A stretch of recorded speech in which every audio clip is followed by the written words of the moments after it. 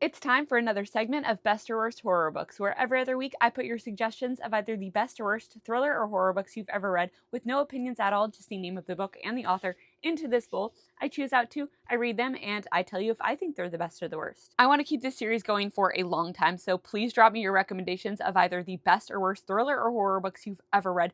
But again, no opinions at all, just the name of the book and the author. I low-key feel like I'm kind of easy to please when it comes to horror, so I'm kind of hoping I get one I don't like. Is that weird? Oh, I think there's two here. Okay, let's get this one. The Shining by Stephen King. I've already read this. I read this ages ago. Loved it, but I can't read this, so I'm gonna have to pick another one. Okay, we're gonna pick another one. And it is gonna be... Sorry, I didn't mean to look down at the bowl. The Devil Crept In by Ania Ahlborn. I love Ania Ahlborn. I have not read this one. I think it might be on Kindle Unlimited. I'm going to check. It is on Kindle Unlimited. It's 401 pages, so I need to get started. The Devil Crept In by Ania Ahlborn follows a young boy named Stevie as he searches for the truth surrounding his cousin Jude's mysterious disappearance. Set in the community of Deer Valley, Oregon, the locals are beginning to lose hope of finding Jude because years ago a young boy named Max disappeared in a very similar way and was later found dead. Halfway through The Devil Crept In, and oh man, this is real dark. Lots of trigger warnings, so definitely check those out.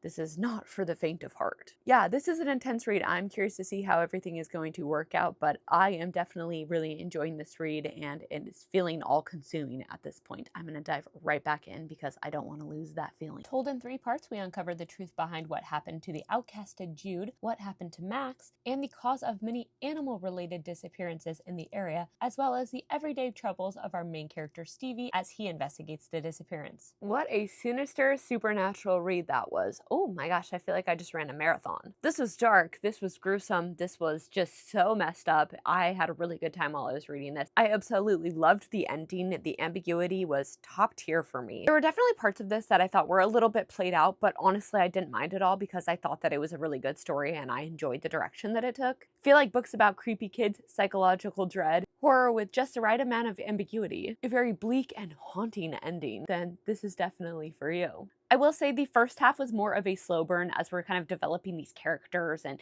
getting connected to them, but I'm somebody who loves a slow burn, and I really am someone also who needs to be connected to a character to really root for them throughout the story. So I felt the first half with all the build-up was entirely necessary to get to know these characters and to be invested in their story. And then the second half just totally takes off with the horror. This is such a startling read. It had me on the edge of my seat. It is scary, though books don't tend to actually scare me. It was disturbing, and I just absolutely loved it. I'm gonna guess that whoever suggested this, that this is their favorite horror book, and I don't blame them one bit. It's gonna end up being one of my favorite Ania Ahlborn books that I've read so far. I think I would have to say my favorite is Seed, and then my second favorite would be The Unseen. Honestly tied with this one. I'm rating it 4.5, 4.75 stars. I do have one ick that came up, which is a very common ick. I don't know when this book was written, so it might get a pass for that, but it is a petty reason that I wouldn't rate it 5 stars. I'll detail more in my Goodreads review. But yeah, this was a banger. Please let me know if you're the one that suggested this, if this was your favorite or least favorite horror book. Time to choose book 2. It is Woom by Duncan Ralston. I feel like I've heard bad things about this one. I'm nervous. I'm gonna see if I can get it on Kindle. It is on Kindle Unlimited. It's 141 pages, and this little blurb says, "Trust me when I say this is messed up."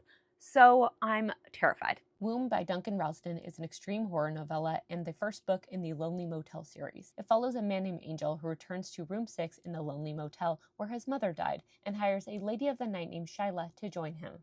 Throughout this story, we follow Angel as he shares a series of deeply disturbing interconnected stories with Shyla.